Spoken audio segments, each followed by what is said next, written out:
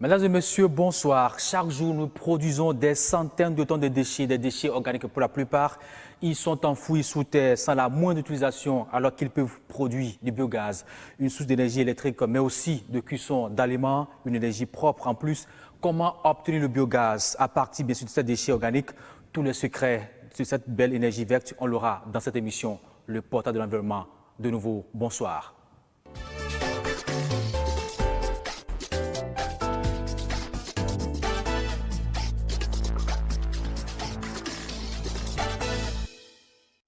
On dit que les matières organiques libèrent du biogaz lors de leur décomposition selon un processus de fermentation encore appelé méthanisation. Le biogaz, une énergie propre et moins coûteuse. Suivez cet élément pour plus de précision. Une expérience qui est faite bien sûr à Tofor. C'est dans la localité située à 50 km d'ici de Cotonou. Voici le reportage. Ces ordures Val de l'Or, à Ouegbo, un village dans le sud Bénin, la fondation Riben transforme 6 tonnes de déchets organiques par semaine en 200 mètres cubes de biogaz. Les déchets, une opportunité, voilà qui est bien dit par les responsables de ce centre de valorisation. On demande aux ménages, aux familles, aux institutionnels de nous apporter leurs déchets, surtout du déchet organique, ce qu'on appelle le déchet solide ménager, et ils se voient rémunérés. Les déchets ne sont plus de casse-tête, ne sont plus de problèmes, mais les déchets, c'est une opportunité. Comme j'aime bien le dire, les ordures, c'est de l'ordure. Le biogaz produit est utilisé par les habitants comme combustible à la place du bois. On produit du biogaz, on produit du compost, on produit de l'effluent. Tout ça, ça fonctionne avec de l'énergie solaire. On a une distribution d'eau potable, on a de l'épiciculture. Donc c'est une vraie économie en fait qui sert la société et qui en fait prend soin de son environnement. La fondation entend dupliquer cette expérience dans les 77 communes du Bénin. De l'ordure pourtant qui est enfoui sous terre. À Cotonou seulement, on produit plus de 1000 tonnes de déchets. Et on a dit que 70% de ces déchets sont enfouis sous terre. Bonsoir, M. Madoshi Sewaï. Bonsoir, monsieur le journaliste. Vous êtes un spécialiste de production du biogaz. Merci d'être à nos côtés. Merci, c'est moi qui vous remercie. Alors, j'ai dit que chaque jour, on enfouit sous terre des déchets. Est-ce que cela vous fait du mal quand vous voyez cette action se faire ici au Bénin? Je vous remercie une fois encore. Ça me fait assez mal de voir les ressources de l'or enfouies et qu'on ne soit pas capable de récupérer quoi que ce soit. Voyez-vous, on enfouit de l'or, on enfouit les ressources. On pouvait faire beaucoup de choses avec ces déchets. Alors, depuis quand vous avez découvert cette action où on peut transformer les déchets organiques en biogaz? Justement, moi j'ai fait une école béninoise qui est École des sciences et techniques du bâtiment et de la route d'Abomey. Donc j'ai fait une spécialité qui est assainissement et aménagement urbain. Et c'est lors donc de notre formation qu'on nous a enseigné comment est-ce qu'on gère les déchets. Même si ce n'était pas enseigné dans les moindres détails, on nous a quand même informé qu'avec les déchets, on pouvait produire du biogaz, avec les déchets, on pouvait produire du compost. Donc c'est là où le déclic est né en moi et moi j'ai commencé par pousser mes curiosités. Et après? Après, j'ai fait mes expériences, j'ai fait les recherches personnelles qui m'ont permis de comprendre qu'en réalité, les déchets, c'est exactement de l'or. Voyez-vous, c'est comme j'aime bien le dire, hein, il n'y a pas de déchets sur la terre, il n'y a que des ressources égarées. Nous n'avons que des ressources égarées. Et donc, moi, j'ai commencé par faire mes recherches petit à petit.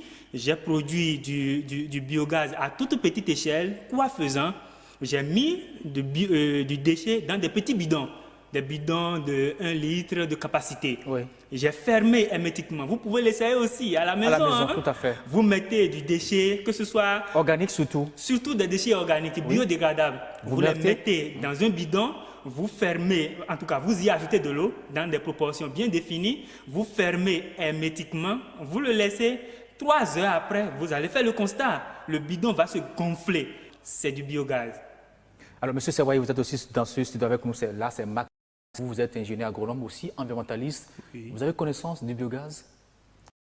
J'ai réalisé des disjoncteurs à biogaz. Et c'est depuis 1983-84, au Cadet à Takora, qu'il y avait même un projet de ce qu'il est en train de dire maintenant. Et j'avais travaillé avec une femme hollandaise et on avait exécuté des disjoncteurs à biogaz pour les producteurs dans les zones de la Takora. Ça veut dire que cette expérience c'est pas du nouveau, ça existait depuis longtemps. Ça existait depuis longtemps et dans la Takora, on avait même identifié un paysan qui avait mis des bousses de vache dans un tonneau lui-même à Soaourou dans Wassapionko. Il a mis les bouts de vache dans un tonneau et il a exploité biogaz dont il vient de parler. Ouais. Et il a fait la cuisine avec biogaz. C'est vrai que c'est aussi facile de dire que quand on met des déchets dans un bidon peut-être d'1 litre avec un peu de l'eau dessus, à certaines proportions, qu'on ferme, 3 heures après, ça se gonfle. Comment on obtient le biogaz concrètement? Exactement. Le biogaz est obtenu dans une condition anaérobique. Ça veut dire quoi? Ouais. Dans une condition où il n'y a pas contact d'oxygène. Vous voyez, le bidon, quand vous mettez des déchets à l'intérieur, vous mettez de l'eau et que vous fermez hermétiquement, c'est que vous empêchez l'oxygène de pénétrer dans le bidon. Oui. Et donc, c'est quand les déchets sont mis dans ces conditions que la production du biogaz commence. Voyez-vous? Donc, comment produire le biogaz? C'est on produit le biogaz dans un milieu anaérobique, pas de contact d'oxygène, et quelques heures après, on obtient du biogaz. Et comment récupérer alors ce gaz pour en Exactement. faire de l'énergie? Voilà. Comment récupérer ce gaz? C'est là où nous avons commencé par réfléchir. Comment récupérer le biogaz? Le biogaz se produit dans un digesteur et se récupère au-dessus du digesteur. Il y a 3 parties, comme j'aime bien le dire, c'est comparé à l'organisme humain. La bouche, l'estomac et puis la bouche du digesteur, c'est par là où nous introduisons les déchets. Ouais. Le ventre du digesteur, c'est là où les réactions microbiennes se font. C'est là où la digestion même se fait. Et l'anus du digesteur, c'est là où nous récupérons le biogaz.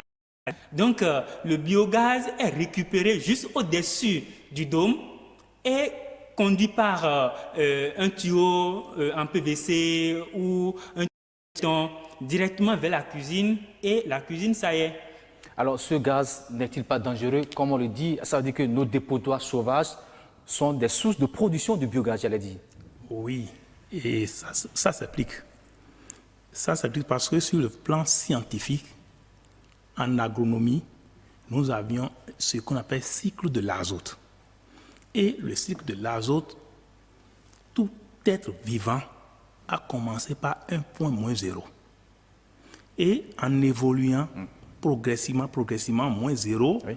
lorsque vous étiez chez votre papa d'abord, c'est point moins zéro.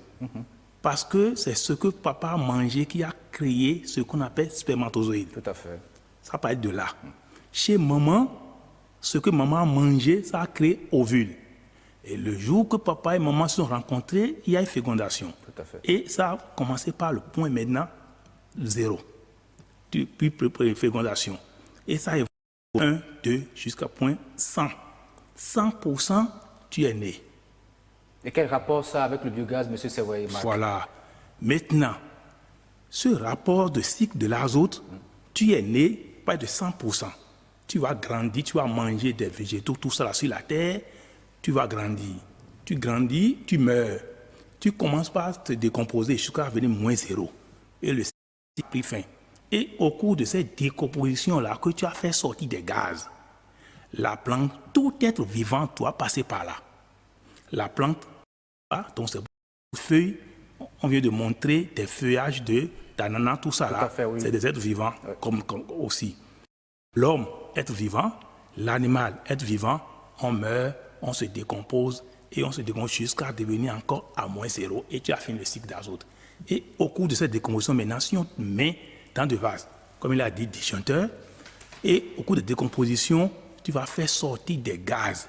Et c'est ce gaz-là qu'on utilise et ça devient biogaz. Okay. Donc c'est composé de 2 mots. Bio, tout être vivant, c'est bio, biologie. On utilise de la biologie simplement. Hein? Okay, oui. Et décomposition de biologie, ça devient maintenant gaz à la fin. Okay. Et c'est ça qu'on utilise maintenant pour faire la cuisine. Alors je disais tout à l'heure, M. Madoché, que ça veut dire que nos déchets sauvages sont où on peut extraire du biogaz. Justement, les déchets sont des gisements de production du gaz. Hein. vous n'êtes pas sans savoir que quand vous mettez les déchets, quand vous stockez les déchets à un endroit, il y a des tonnes de déchets, il y a des tonnes de gaz qui se produisent en une unité de temps, Sans savoir, sans le savoir. du Et gaz qui est jeté en l'air comme ça, justement, libéré. si c'est libéré tout simplement, ce serait encore mieux. C'est que ça pollue l'environnement. C'est le danger. Parce que vous produisez du biogaz, vous ne le récupérez pas, et là, ça s'en va dans la nature pour perforer la couche de l'ozone, et bonjour les dégâts. Ah, on voulait dire que le biogaz est aussi dangereux pour l'environnement, c'est cela? Le biogaz, quand vous le produisez, vous ne le récupérez pas, il est très dangereux pour l'environnement parce que c'est un gaz à effet de serre, vous n'êtes pas sans le savoir. Hein. Le biogaz étant un gaz à effet de serre, lorsqu'il est produit et qu'il n'est pas récupéré, il va dans la nature et va polluer l'environnement. Pourquoi dire alors que le biogaz est une énergie propre? Justement, le biogaz est une énergie propre, si et seulement si on le récupère et qu'on l'utilise à bon escient. Voyez-vous, c'est pourquoi nous, on produit le biogaz, mais on le récupère et on l'utilise. Puisque l'expérience a montré que quand vous récupérez le biogaz et que vous l'utilisez, le risque est zéro. C'est en cela qu'on a de l'énergie propre. Mais quand vous produisez du gaz, vous produisez, et que vous ne l'utilisez pas, ou bien vous le laissez polluer l'environnement, là, vous avez la variabilité climatique. Voyez-vous, et c'est pourquoi nous, on est là pour encourager ou bien pour accompagner le gouvernement à produire, à récupérer le biogaz contenu dans les déchets. Et là, vous n'êtes pas sans savoir que ce gaz que nous récupérons est encore, c'est de l'or. C'est une richesse intarissable que Tout à nous l'heure, avons. M. Sawai disait quand même que nous, les humains, nous constituons cet élément qu'on peut utiliser pour extraire ce gaz, ce biogaz. Oui. On a parlé aussi de déchets organiques. C'est quoi ces déchets organiques dont on parle? On a vu dans l'élément témoin la pulpe de l'ananas. Quoi en plus pour constituer, Merci pour beaucoup. produire ce gaz? D'abord, pour appuyer ce qu'il a dit, je voudrais partir de la loi de Lavoisier qui nous dit rien ne se perd. Tout se Et transforme. rien ne se crée, tout se transforme. Il a même parlé de la genèse de l'homme. Quand vous vous accouplez avec une femme et que vous naissez, c'est-à-dire vous partez d'un point zéro. Tout à fait. C'est sûr que vous revenez encore à ce point zéro. Tout à fait. Parce que rien ne se crée, tout se transforme. Vous allez vous transformer, vous allez produire du biogaz et après ainsi de suite, ainsi de suite. Donc, tout déchet capable de se décomposer, à savoir les déchets végétaux, les déchets animaux, que j'appelle quoi déchets végétaux? Tout ce que nous récupérons comme tourteaux, comme courants d'ananas, comme déchets de bananes, tout ce qui est déchets végétaux. Vous le récupérez, il y a du biogaz. Tout ce qui est déchets animaux, c'est-à-dire quand vous abattez les animaux et que vous laissez les intestins ou bien les excréments, ça et là, c'est du biogaz que vous jetez. Ok. Il y a aussi les déchets industriels, les industries agroalimentaires qui produisent des aliments et autres là, ils produisent suffisamment de déchets riches en biogaz. Il y a aussi les déchets issus de la transformation. Les déchets issus de la transformation d'ananas, issus de la transformation d'anacarde, ainsi de suite, ainsi de suite. Donc, je me résume. Tout déchet biodégradable est susceptible de produire du biogaz. Monsieur Sawai, Maka, qu'est-ce que vous ajoutez certainement par rapport à ces différentes sortes de déchets à base desquels on peut avoir du biogaz? Oui, et ce que je voudrais ajouter simplement est que les eaux égouts, les eaux qui circulent, les eaux usées, ces eaux peuvent aussi servir comme biogaz. Parce qu'on a parlé de tous les déchets. Ça va parler des déchets aussi. Donc, quand les eaux qui circulent amènent beaucoup de matière organique, si on peut rester quelque part les récupérer, et ça va nous aider aussi à faire avoir du biogaz. Alors, vous voulez dire que dans chaque maison, alors, chacun peut installer ce biodigesteur pour avoir du biogaz? Parce que chacun dans sa maison a certainement une fosse septique où tout ce qu'on déjette dans les WC retourne dans ce trou. Exactement. Si ce n'est pas que nous sommes en retard et les autres pays ont tellement avancé sur nous, moi j'ai travaillé à DV. Il y a un village dans Mono qu'on appelle DV. DV, là, il y a une ferme semencière de DV. Et les Chinois ont construit des toilettes de WC c'est avec leur WC qu'ils allument la lumière, c'est avec leur WC qu'ils réparent leurs habits, c'est avec leur WC qu'ils font la cuisine. Donc tout ce qui est la lumière sur la ferme là, c'est ce qu'on chie. On lui dit que nos caca constituent aussi des sources de biogaz, c'est cela? Oui, c'est caca qui est la base de biogaz. C'est ça, Madoché peut apporter. Mais pourtant, chaque matin, nous le faisons, mais on ne sait pas l'importance de ce que nous jetons dans la WC. Exactement. C'est que quand vous allez déféquer et que vous chassez l'eau ou bien vous le faites dans l'environnement à l'air libre, c'est une fois que vous le faites, c'est de la richesse que vous jetez.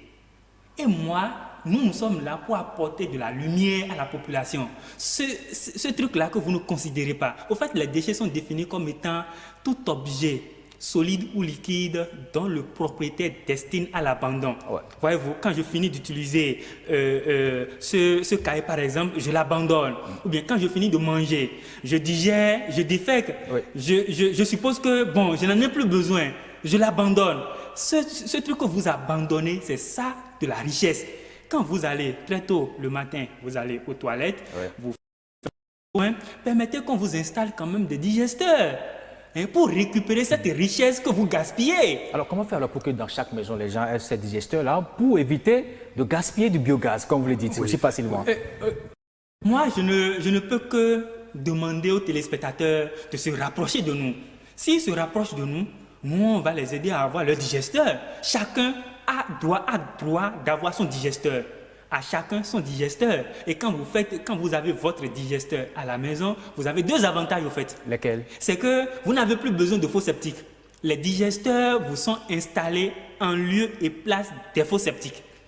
Voyez-vous, et quand vous faites vos besoins, directement le digesteur les besoins et vous fournit du biogaz en retour. Ça fait le premier avantage. Le second avantage, c'est que vous avez la possibilité de récupérer de l'engrais, autant pour moi, organique.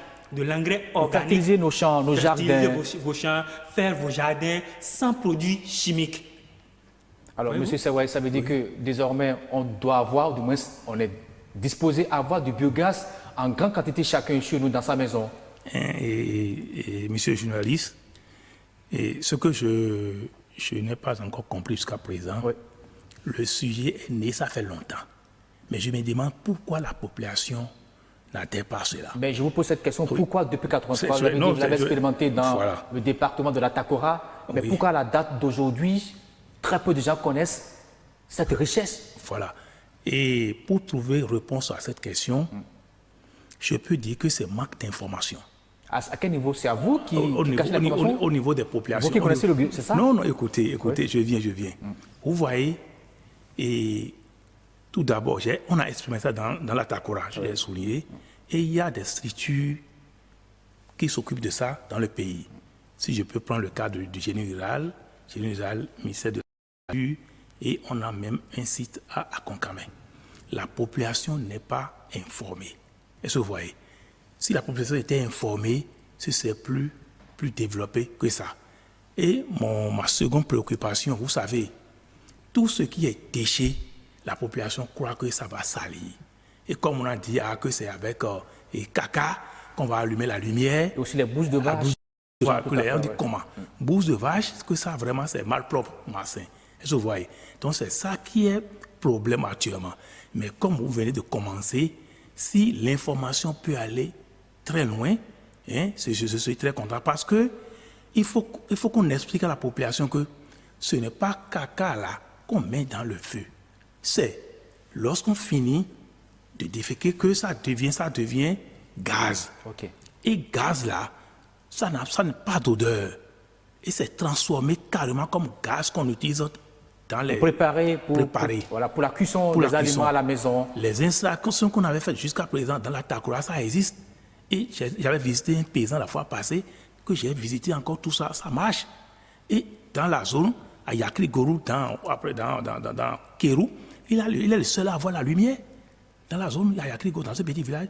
Donc, c'est manque d'information et manque de formation, je dis toujours. Parce que tout ce qu'il a dit maintenant, ça demande de formation et d'information. Le gars dit, on ne peut pas prendre caca et avoir la lumière.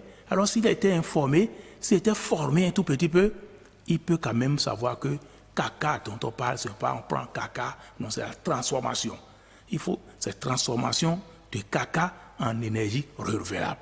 Voilà. Alors, vous dites qu'on peut le faire dans chaque maison. Est-ce qu'on peut le faire de façon industrielle? Dans d'autres pays, on crée un centre de récupération des déchets. Ouais. On produit à très grande échelle voilà. le biogaz. Et puis, on alimente tout un village ou bien toute une localité avec du biogaz. Au fait, je vous explique un peu comment les choses se passent. Quand vous produisez du biogaz, vous avez la possibilité d'en faire de l'énergie électrique. Par l'intermédiaire d'un groupe électrogène ou bien par la cogénération. La cogénération, c'est le fait de convertir le biogaz en énergie électrique. Mais cette installation étant une installation assez lourde, nous, on propose aux ménages d'utiliser le biogaz pour faire fonctionner leur groupe électrogène. Voyez-vous, vous avez la possibilité, quelle que soit la capacité de votre groupe électrogène, quelle que soit sa marque, quelle que soit son ancienneté, il suffit de vous construire un biodigesteur et vous faites l'adaptation et vous utilisez le gaz pour faire fonctionner votre groupe électrogène. Et fini avec les problèmes de coupure d'électricité et autres. Et les gens me demandent, est-ce que je peux utiliser le gaz pendant longtemps pour faire fonctionner mon groupe? Je dis non, mais ça dépend de quel KVA est votre groupe. C'est vous qui achetez votre groupe, c'est pas moi. Et c'est pas moi qui fabrique le groupe. Moi, je modifie juste le système d'alimentation. Je modifie le système et au lieu que le groupe ne fonctionne à partir de l'essence ou de gasoil, c'est plutôt à partir du biogaz que cela va fonctionner. Et je l'ai fait pour plusieurs dans le pays. Donc, et ça marche. Et comme mon supérieur l'a dit, les biodigesteurs que les gens ont installés depuis longtemps, ça continue de marcher. Il a dit, c'est manque d'information. Et nous, on est prêt à informer les gens. Manque de formation. Et nous, on est prêt à former les gens. Dans votre zone où vous expérimentez votre technique au niveau de Tofor, est-ce qu'au moins les gens ont accès à ce gaz en grande quantité? Nous avons impacté déjà plus de 500 ménages. Voyez-vous, les gens viennent tous les jours. Les gens viennent tous les jours charger leur gaz. Matin, midi, soir, les gens passent dans notre centre pour charger leur gaz. Et en venant, je vous le rappelle, en venant, ils viennent avec leurs déchets. Nous, on achète le déchet auprès des ménages. Et en retour, on leur donne gratuitement du gaz. Voyez-vous, là, on les encourage à utiliser du biogaz à la place du bois de chauffe et vous voulez dire qu'avec le biogaz, on arrête d'utiliser le bois de chauffe et le charbon, c'est cela? C'est moi mon problème. Parce que moi, je suis environnementaliste. Tout à fait. Je suis aménagiste. Oui. Et pour ne pas continuer à couper les arbres, voilà, que moi, je suis en train d'épauler ce système. Est-ce que vous voyez? Donc, ça, c'est très bienvenu pour arrêter la déforestation, abattage abusif des arbres. Est-ce que vous voyez? Bon, maintenant, et de l'autre côté, la ville est propre. La ville est propre. Parce qu'on gère autrement les déchets. Si vous allez maintenant, à partir de Ouegbo jusqu'à Tofor, vous n'avez plus trouvé des mangues, la peau de mangue sur la route. En désordre, les gens ont tout ramassé pour aller vendre, pour chercher, pour chercher. Mais quand on va toujours à Serrouet, il y a quand même des déchets. On en vient. Voilà, tout ça là, c'est un gisement que nous allons récupérer. Mais nous avons commencé d'abord par Ouegbo et Tofor, parce que c'est là où nous nous sommes installés. Ça ne sert à rien de vous installer au milieu. Mais pourquoi ne pas venir aussi dans les grandes villes de notre pays, Cotonou par exemple, Porte-Novo, les gens produisent, je l'ai dit au début de cette émission, des tonnes, des centaines de tonnes de déchets qu'on n'utilise pas et qu'on enfouit sous terre. Oui, c'est pourquoi moi je dis merci. Je vous dis merci pour nous avoir invités pour animer cette émission. Dès que les autorités compétentes vont suivre cette émission et vont nous écouter, je suis sûr qu'ils seront sensibles à ce que nous disons. Ils vont nous appeler, nous allons les aider à dupliquer ce centre-là dans toutes les communes du Bénin, les 77 communes du Bénin, et chaque commune aura son centre de valorisation des déchets. Alors, on a un autre élément qui présente un peu qu'avec le biogaz qu'on peut préparer rapidement, et puis la comparaison a été faite avec le charbon de bois, on a mis sur le feu le haricot. Voici le résultat.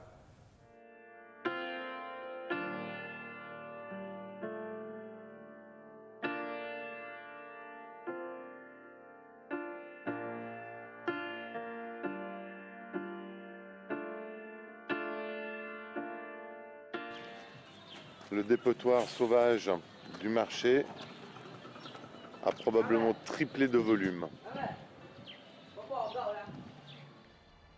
donc tout ce déchet, on en fait quoi? Les acteurs principaux du déchet dans la commune de Tofo, ce sont les ménages, ce sont les agriculteurs. Tous les 5 jours, des milliers de personnes se regroupent sur le marché de Wegbo pour y acheter leur nourriture.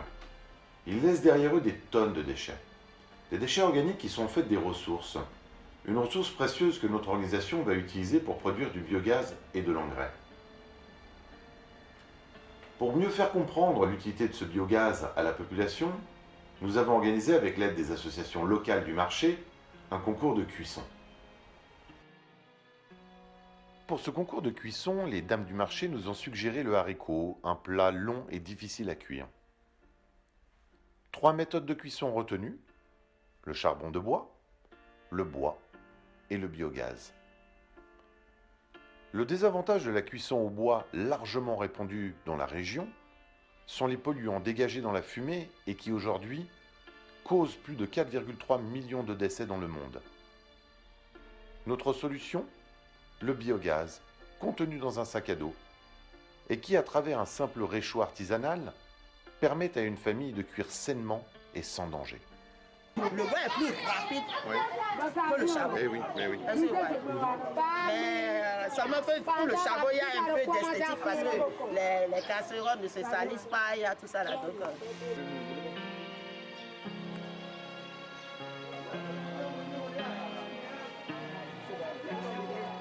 Et donc les résultats de la compétition de la cuisson de haricots. Nous l'avons partagé avec les membres et les responsables des associations locales. Le biogaz l'a remporté haut la main. Malgré le vent et la pluie, 72 minutes pour cuire ce haricot contre 85 minutes pour le bois et plus de 2 heures pour le charbon de bois. C'est donc une solution économique, rapide et propre que nous proposons. Moins de déforestation, moins de fumée toxique.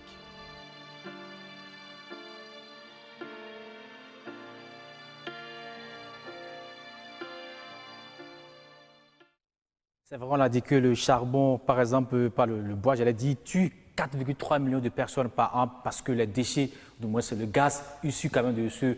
quand on brûle le bois, il y a des déchets, enfin des gaz qui sortent du bois et qui intoxiquent notre vie, la vie humaine sur Terre. Oui. Alors on a dit aussi que c'est quand même un gaz aussi propre, économique, oui, qui permet aux gens de gagner beaucoup d'argent. On a vu par rapport à la préparation du haricot, ça fait 72 minutes pour le biogaz, oui, 85 pour le bois, et oui, puis plus de 2 heures pour le charbon de bois. Oui. Comme quoi le biogaz est mieux. Le biogaz est vraiment mieux parce que l'expérience a été claire et a été vraiment convaincante. Toutes les usages, enfin, la présidente du marché et ses associés étaient là. On a commencé le concours, on a allumé au même moment les 3 foyers et 2 heures après, on a constaté les résultats. On a constaté que le biogaz était le premier. Le bois de chauffe deuxième et le charbon après, 2 heures après. Voyez-vous. Donc, ce que nous disons, ce n'est pas de la théorie, ce n'est pas de l'utopie que nous sommes en train de dire. C'est des choses que nous vivons, du concret. Voyez-vous. Donc, il a parlé du sac à biogaz. Aujourd'hui, nous proposons des sacs à biogaz à mettre juste au dos. C'est comme des sacs de jute dans lesquels nous stockons le biogaz. Et dès que le ménage arrive avec ses déchets, nous pesons les déchets et nous lui faisons le chargement du biogaz en contrepartie du déchet qu'il a amené. Et il met son truc au dos. Une fois arrivé à la maison, il le connecte directement avec son réchaud. Et il commence par préparer directement. Dans un sac, ce n'est pas un peu très dangereux pour la population? Pas du tout. Avec pas imprudence, on peut percer ce sac, le gaz peut s'échapper, si le feu est là, ça peut prendre feu, n'est-ce pas? Bien, avant de remettre les sacs au ménage, nous leur faisons une formation, une sensibilisation. Nous leur démontrons comment il faut utiliser le sac. Et quelles sont les actions, qu'est-ce qu'il ne faut pas faire avec le sac. Au fait, il ne faut pas utiliser de couteau ou bien d'objets tranchants pour couper le sac. Sinon, même si vous vous asseyez sur le sac a la possibilité de supporter jusqu'à 16 kilos, jusqu'à 16 tonnes, autant pour moi. 16 tonnes comme poids. Voyez-vous, même si vous tombez dessus, même quel que soit l'effort que vous faites sur le sac, il n'est pas dangereux. Mais lorsque vous prenez un objet tranchant, un objet coupant, que vous essayez de déchirer le sac, là, ça va se percer. Et quand ça se perce, la seule conséquence que ça a, c'est que le biogaz va s'échapper et il ira détruire la couche de l'ozone. C'est-à-dire qu'il y aura des pollution de l'environnement. Quelque part, le biogaz aussi est nocif pour l'environnement. Mais il n'y a pas d'autres conséquences. Est-ce que ça ne va pas s'exploser? Oui. Est-ce qu'il n'y a pas d'autres risques? Non, il n'y a pas d'autres risques pour ce sac à biogaz. L'autre importance qu'on a dénotée dans cette, qu'on a pu constater dans cet élément, c'est du fait qu'on ne peut plus couper, comme vous l'avez dit, anarchiquement le bois. Ça permet d'économiser, de protéger nos reliques forestières que nous avons dans notre pays. Oui. Au fait, ce qui nous a motivés à nous installer dans la commune de Tofo est que nous avons remarqué que à Tofo, il y a des montagnes, d'immondices, des tas d'immondices. Il y a des déchets en grande quantité. Et par surcroît, nous voyons les bonnes dames traîner leur bois de chauffe, leur fagot de bois sur la tête sur des kilomètres. Avant de rentrer à la maison pour préparer. Alors que chaque jour, ils font leurs besoins. Chaque jour, ils produisent du déchet capable de leur produire du biogaz. Tout à fait. Voyez-vous, c'est pourquoi nous nous sommes installés à Tofo, précisément à Ouegbo, et nous avons commencé par solutionner petit à petit ce problème de déforestation. Voyez-vous, et ce problème de conformité, puisque pour les ménages qui utilisent le biogaz, il y a la conformité. Il suffit juste de mettre votre allumette ou votre briquet et puis vous avez le feu directement. Vous commencez par préparer à manger. Hein. Okay. Et pendant un bref moment, vous avez votre aliment qui est cuit et vous commencez par manger. Alors, est-ce qu'il y a plusieurs sortes de biogaz ou bien c'est le seul que nous avons? Parce que je sais quand même que dans le biogaz, il y a le CO2. Oui. Il y a le dihydrogène sulfureux. Au fait, le biogaz, c'est un ensemble de gaz. Oui. Quand on parle de biogaz, il y a au moins 5 autres gaz contenus dans le biogaz. Oui. Il y a d'abord le CO2. Non, il y a d'abord le CH4 qui est contenu majoritairement dans le biogaz. Le méthane. Il y a le CO2, c'est-à-dire le gaz carbonique. Il y a le dihydrogène sulfureux. Oui. Il y a l'ammonium. Il y a l'ammoniac. Il y a également la vapeur d'eau, le H2O, contenu en trace dans le biogaz. Maintenant, est-ce que l'ensemble de ces gaz est inflammable? La réponse est non. C'est pourquoi nous épurons d'abord le biogaz. L'épuration consiste à débarrasser le biogaz de ses impuretés, à savoir le H2S, le dihydrogène sulfureux, la vapeur d'eau, ainsi de suite. Nous débarrassons donc le biogaz de toutes ces impuretés. Mais est-ce que le biogaz obtenu à partir des déchets organiques ou encore obtenu par les déchets agroalimentaires, c'est la même chose? Oui, c'est la même chose. Le biogaz, c'est presque la même chose. Maintenant, quand vous utilisez un substrat A, c'est-à-dire de catégorie A, qui est assez riche en méthane, vous pouvez avoir un pourcentage un peu élevé de méthane dans un déchet que dans d'autres. Voyez-vous, si nous prenons par exemple les cacas, comme vous aimez bien le dire, les cacas à l'état frais produisent plus de gaz que le caca à l'état sèche. Voyez-vous, quand c'est devenu du solide et quand ça sèche, c'est que le biogaz, le taux de biogaz diminue. Alors vous voulez dire que vous préférez prendre quand c'est fait nouvellement? Voilà. Aussitôt que c'est produit, ramenez-le nous et nous on va l'utiliser. Voyez-vous, même les bousses de vache, quand c'est produit, aussitôt que c'est produit, nous on le reçoit et puis on l'utilise pour produire du biogaz. Tant que vous ne le ramenez pas et que ça dure dans votre maison ou bien dans vos concessions, c'est que vous perdez du gaz. Ramenons-nous le déchet aussitôt que c'est produit et nous, on va en faire ce que nous devons en faire pour produire du biogaz. Alors, monsieur Marc, monsieur Madochi, c'est vrai qu'on a dit qu'avec le biogaz, quand ça s'échappe, ça peut aller percer la couche d'ozone. Est-ce qu'il n'y a pas d'autres conséquences néfastes par rapport au biogaz? Est-ce que c'est seulement ça qui est le mauvais côté du biogaz? Oui, la conséquence principale, c'est que quand ce n'est pas récupéré, il y a risque de pollution de l'environnement. Vous l'avez déjà dit. Oui. Et il n'y a pas que destruction de l'environnement. Il y a aussi le fait que quand vous inhalez le biogaz, c'est que vous vous rendez malade. Ça peut perforer aussi votre poumon. Ça peut vous rendre dangereusement malade. Ça là, c'est un. L'autre conséquence, c'est que quand vous n'épurez pas le biogaz et que vous l'utilisez directement dans vos moteurs ou bien dans vos groupes électrogènes, c'est que ça rouille vos moteurs. Ça peut endommager rapidement vos moteurs. Même si vous achetez un groupe électrogène neuf et que vous commencez pas à utiliser le biogaz et que vous ne l'épurez pas pour obtenir au moins à 80% du méthane et que vous commencez par éjecter directement le biogaz dans votre moteur, vous allez rouiller votre moteur et bonjour les dégâts.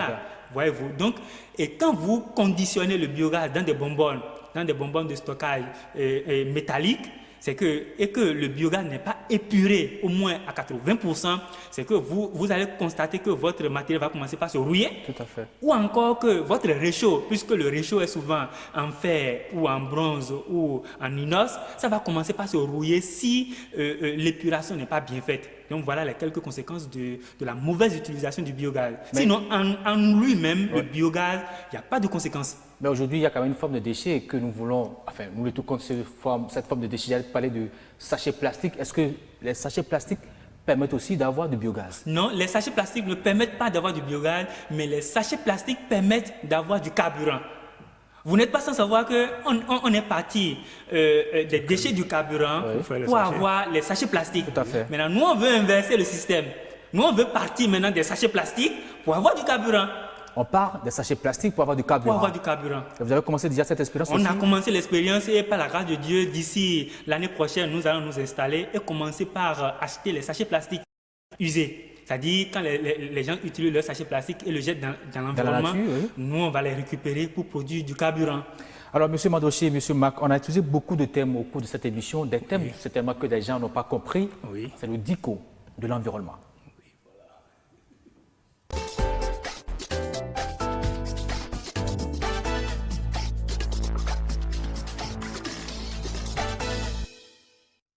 Le thème qu'on va expliquer à nos chers téléspectateurs, c'est le biogaz. C'est vrai, vous l'avez déjà commencé par l'expliquer, les différents gaz que constitue le biogaz. Est-ce qu'on peut encore le rappeler à nos chers téléspectateurs? Merci beaucoup. Le biogaz, c'est un gaz naturel obtenu à partir de la décomposition des matières organiques, tout simplement, des mortels. Maintenant, scientifiquement, le biogaz, c'est un ensemble de gaz, à savoir le méthane, le CO2, le dihydrogène sulfureux, l'ammonium, l'ammoniac, le H2O. Voilà. Donc, c'est l'ensemble de ces gaz-là qu'on appelle biogaz. Je ne sais pas si M. Mac a quelque chose à ajouter par rapport à cette définition. Oui, et pour que biogaz soit réellement biogaz, il faut que ça soit bien épuré. C'est ça l'essentiel. Parce que épuré, qu'est-ce que ça veut dire? Bien décomposé. Si la position n'est pas, les choses là, c'est pas bien. Il faut éviter la rouille. Pour éviter la rouille, même pour éviter intoxication. Parce que quand c'est pas bien décomposé, il y a encore des déchets qui peuvent rendre l'homme malade. Oui. Alors le deuxième thème, c'est fermentation. Oui. La fermentation, au fait, c'est un début, c'est une des étapes des processus de production du biogaz.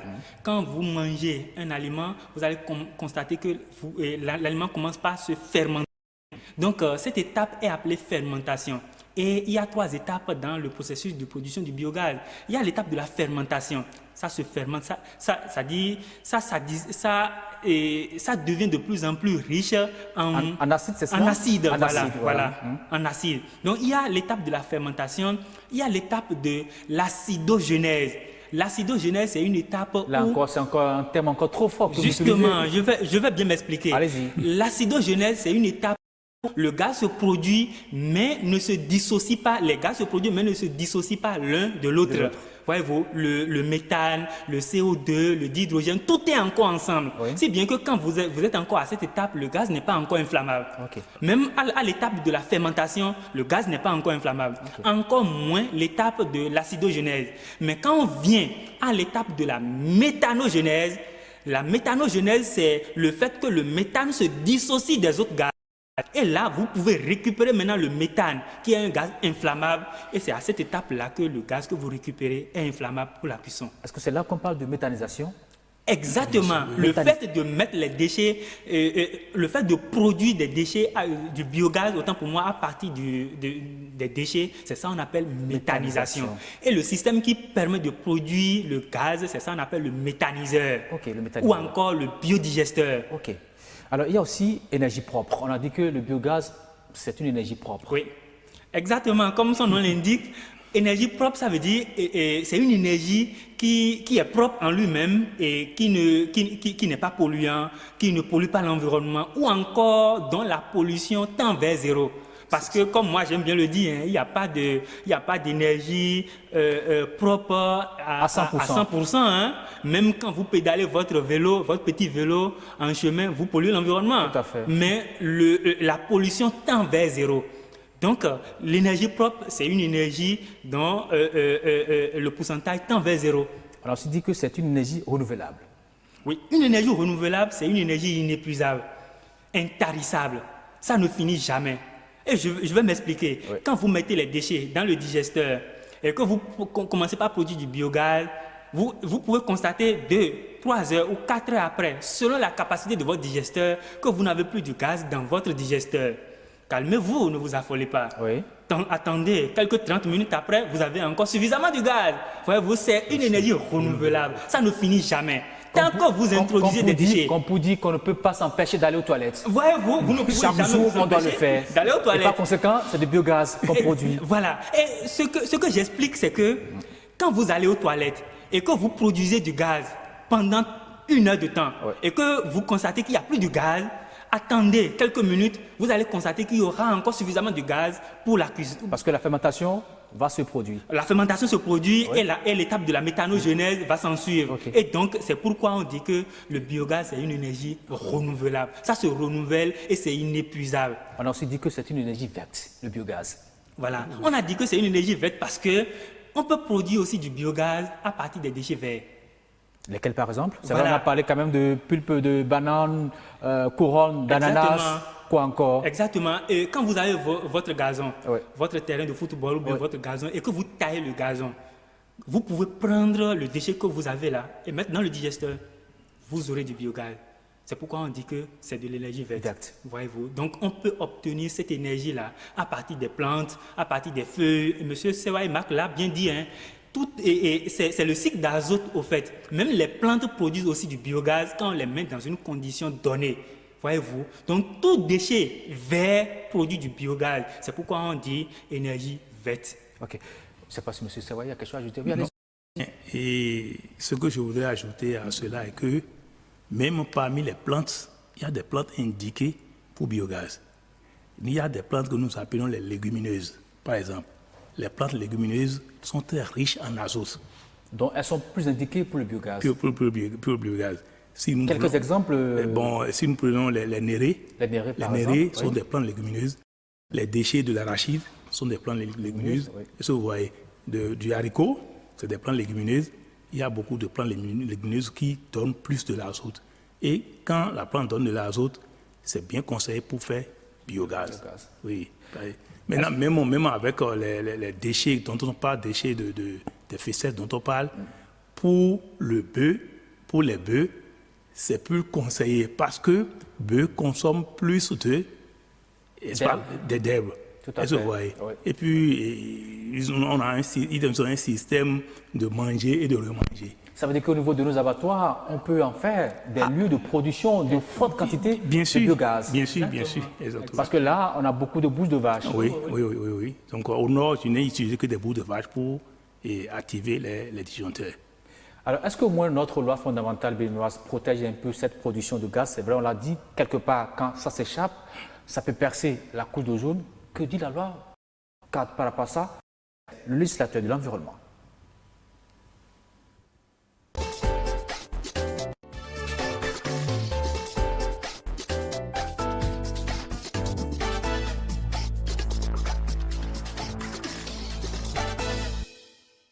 Monsieur Madochi, est-ce que la loi cadre sur l'environnement, la Bible, par là bien sûr de l'environnement, dit quelque chose par rapport au biogaz? Exactement. La loi cadre sur l'environnement a parlé bien sûr à propos de la production du biogaz et encourage même tout le monde à avoir son biodigesteur, à récupérer le biogaz que nous produisons.